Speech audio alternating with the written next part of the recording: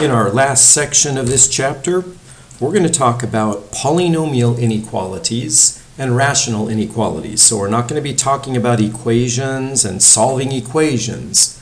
We're going to be graphing the solutions to polynomial inequalities and rational inequalities. So it's going to be a set of x values that make the inequality true, or that satisfy the inequality. Let's take a look here. If f is a polynomial function, then the following are polynomial inequalities. Well, this should be fairly straightforward. How about f of x less than 0? F of x less than or equal to 0. F of x greater than 0. And f of x greater or equal to 0. So they could be any one of these four forms. So every polynomial inequality could be written like this. You can get 0 on one side. All right, well, let's take a look at a graph of a polynomial. I'm not going to tell you what the polynomial function is, but let's just observe this graph. So here, p of x is this. So we may observe a couple things like, notice how many ups and downs there are. 1, 2, 3, 4, 5, 6. So this is a degree at least 6 polynomial. All right, and let's find the roots of that polynomial.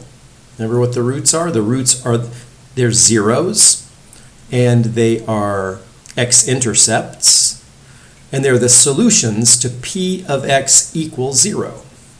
So what we have is, let's see, here's 0, -1, -2, -3, -4, here's 1, -4, -2, -1,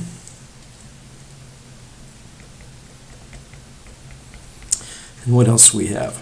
+1 and +3. So there are 1, 2, 3, 4, 5 x-intercepts, or 5 roots.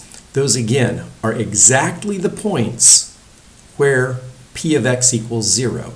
So p of -4 is 0, p of -2 is 0, all the way up to p of 3 is 0, as we can see in this graph. Okay, that's where it's equal to 0. Where is this? Let me remind us. We just did p of x equals 0 and solved to find the roots. We didn't really have to solve because we have the graph here. That's the roots where p of x equals 0. What's the solution to p of x being greater than 0? What x values have a corresponding function value of greater than 0? And we could just do this. Where is it above the x-axis? And we could see greater than, it's going to be here to here, and here to here. Now notice at this point it's equal to 0, so we have to skip that point. Let me make intervals like this.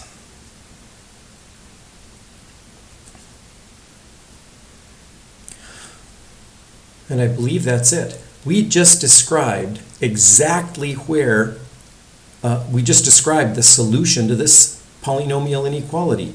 P of x is greater than 0, and let's write this in interval notation. So again, here is 0, so -1, 2, 3, 4. It's going to be the interval from -4, and these are open intervals.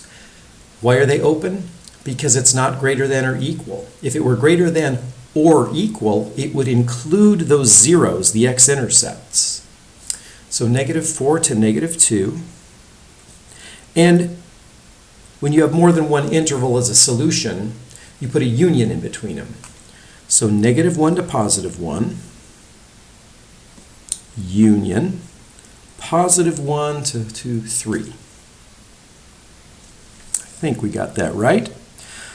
Okay, so let me go ahead and write that right here. It would be -4 to -2, union, -1 to 1, union, 1 to 3. So this is a set of numbers. It's the union of 3 different intervals. If you take any x value in any one of these intervals and plug it into p you're going to get that p of x is greater than 0. It's above the x-axis.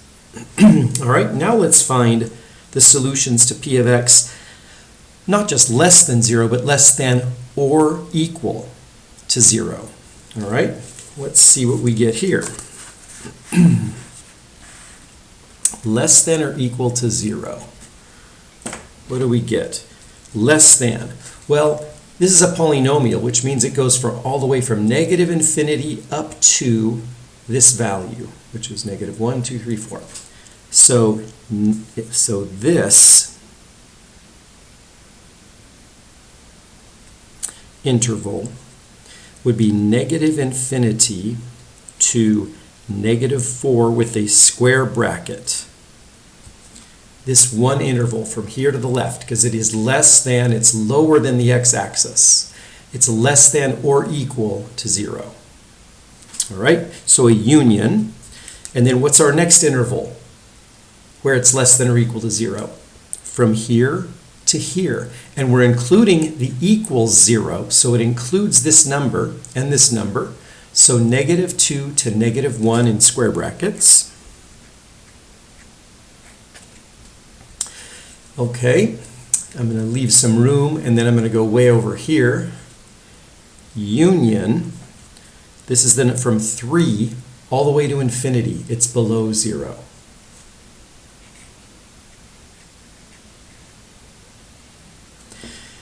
But I left some room here, as you can see. We left out one little tiny point here, didn't we? We left out at 1. At 1, it is equal to 0. Therefore, it is less than or equal to 0. So we left out one point. And you might be tempted to write this, since everything else is an interval, you might be tempted to write it like this. The closed interval from 1 to 1. And you know what? That is perfectly fine. This happens to be just the number 1. You could also replace it with that.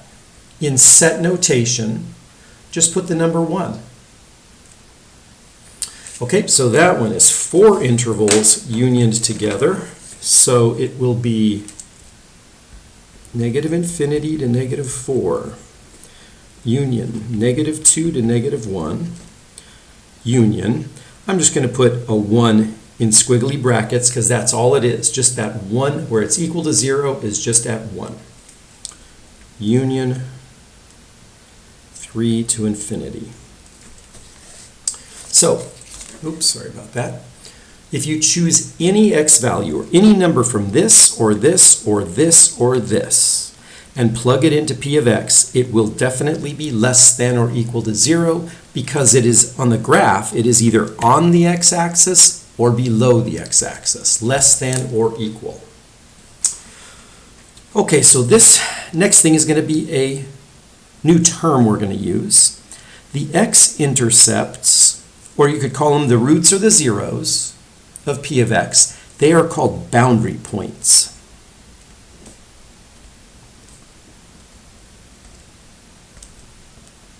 Which I'm going to call BPs. Because they divide the x-axis into regions where the graph lies above the x-axis and below the x-axis.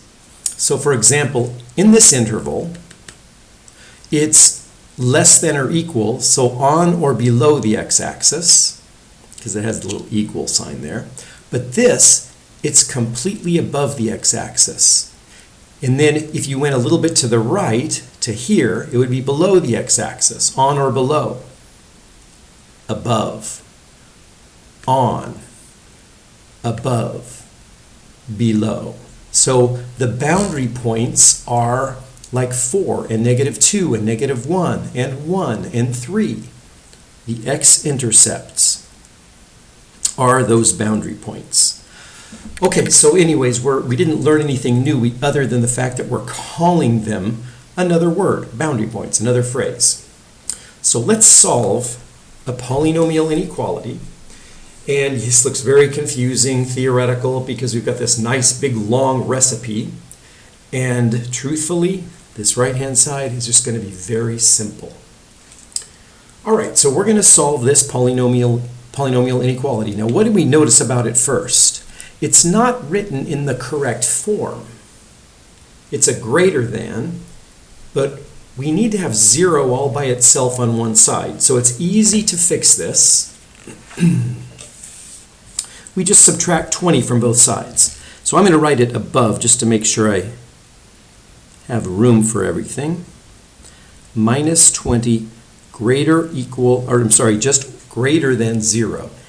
And this part, now that we have 0 all by itself on one side, that is what we call f of x. That's our function.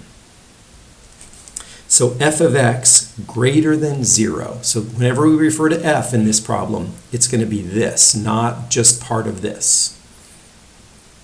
All right, so basically we just did this, f of x greater than 0. So we will say x squared minus x minus 20 greater than 0. And now, what we're going to do is set f of x equal to 0, so we can find the zeros of f of x, the x-intercepts, the roots, the solutions, the zeros. All right, so if I were to factor this and set it equal to 0, I would get, let's see, what would I get? X, a plus and a minus, because it multiplies to give me negative 20. And the negative is bigger, so it's going to be a negative 5 minus 5 positive 4 equals 0. So the zeros of f of x are negative 4 and 5. We're calling them right now, we're going to call them the boundary points. So the BPs are negative 4 and 5. Plot them on the number line. And for now, well, let's use just open circles for them. That's negative 4, and that's 5. So notice what this did. These 2 points, the fact that we put circles on them here, divided the number line into 1 region, 2 regions, 3 regions. All right? We need to choose a test value for x in each one of these 3 regions. Okay, so don't get crazy and don't use fractions, don't go to negative 1 billion, don't go to negative 4.158, just pick negative 5. Now, if you want to pick negative 4.158 or whatever I said, that's perfectly fine. But let's make this as easy as possible on ourselves. Let's just go 1 integer to the left. So that would be negative 5. That's 1. That's a test point in this region. Pick a test point in this region. How about 0? 0 is always a nice one when you can choose it. Okay, so let's choose 0. That's between negative 4 and 5. And then let's go 1 integer to the right, giving us 6. So that's just 3. You could have picked different numbers, but this is 1 test value from each region. Now, we need to compute f of each of these values. Okay, so I need to compute f of negative 5. Well, here's f, or here is f. You can also plug into this. This is also, by the way, just the factored version of our function f, right? So f of 5 is, if I put a negative 5 there, I get a negative 1 times negative 10, which is positive 10. Okay? And really, all I care about is f of negative 5 positive or negative? It's positive. That's really all I care about. I could have just made a note. It's negative times negative, so it's positive. So what does that tell me? F of negative 5, if I plug in negative 5 in here, this is f, I get a number that's bigger than 0, correct? So that's a good number. So this number, negative 5, satisfies the equation, the inequality, excuse me, which means every single number in this region will also satisfy it. So you simply shade it because this one test value satisfied the inequality. We're looking for the case where you plug an x in and you get bigger than 0. All right? So the next one is, where's our next test point? 0. F of 0, that'll be easy to plug in. Plug it in up here. This is f of x, so if it's 0, 0, you get a negative 20. In other words, it's less than 0. So does 0 satisfy this inequality? Absolutely not. It does not. It gives you a number that is not greater than 0, but less than 0. So I am not going to shade the region that had 0 in it.